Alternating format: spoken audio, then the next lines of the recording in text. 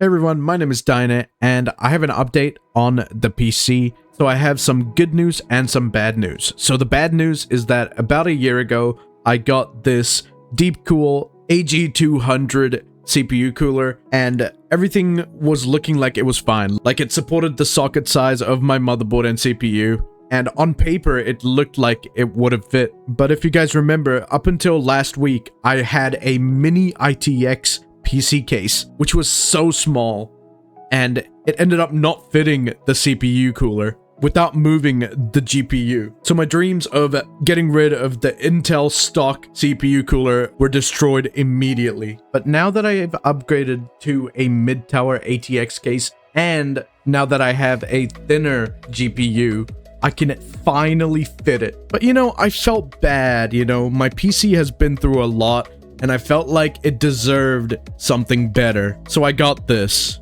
I got the NZXT KRAKEN 120 AIO cooler. Now, I know what some of you guys are going to say. Is this overkill on a 12th gen i3? Maybe. Does it look cool as f?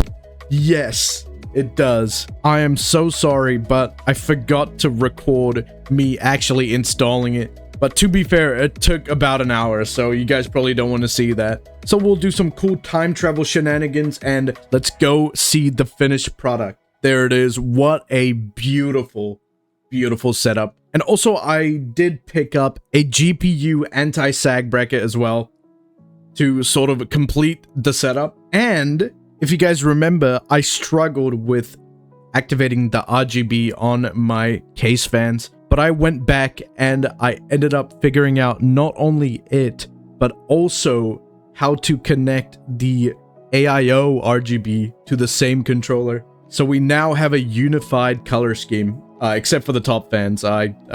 I can't really do anything about that. So if you are a regular viewer, this is the end of the video. Thank you so much for watching. But if you own an AIO and you set it up yourself, I just want to give a quick warning. All right, guys, now I just wanted to give a quick warning to anyone else who is setting up an AIO cooler for the first time. If you're not careful, you could actually end up damaging the AIO system. So, to avoid that, this is what you need to do. At least in the case of the NZXT KRAKEN. I don't know about other AIO coolers, but it should be the same thing. You have to make sure to plug in the radiator to a dedicated system fan or AIO port on your motherboard. Now, my motherboard is quite old, and it only has 2 system fan ports, and there's no AIO ports at all. But luckily, a system fan port also works. So what you want to do is you want to attach the radiator wire to a free system fan port. For me, it's system fan 2. Make sure it's the only thing attached to it, no hubs. And also, definitely do not attach it to a fan hub. And then what you want to do is you have to go to the BIOS. I know, it's not that scary, okay? Relax. Now, I have an MSI BIOS, so this might be a little different for anyone else.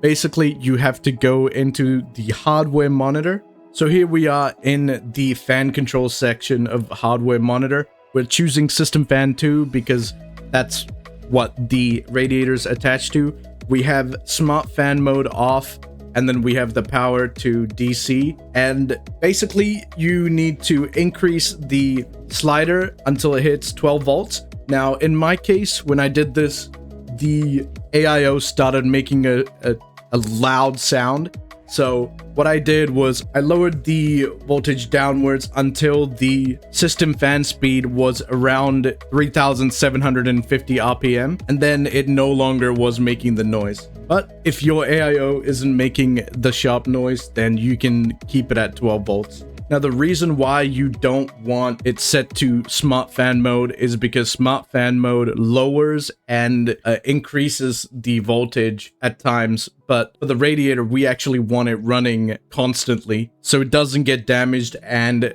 so it keeps pumping. So once again, if you are installing an AIO yourself for the first time, please check what voltage the radiator needs to get, and also definitely make sure smart fan mode is turned off for the radiator. And then once you're done, save, and you can boot up your PC.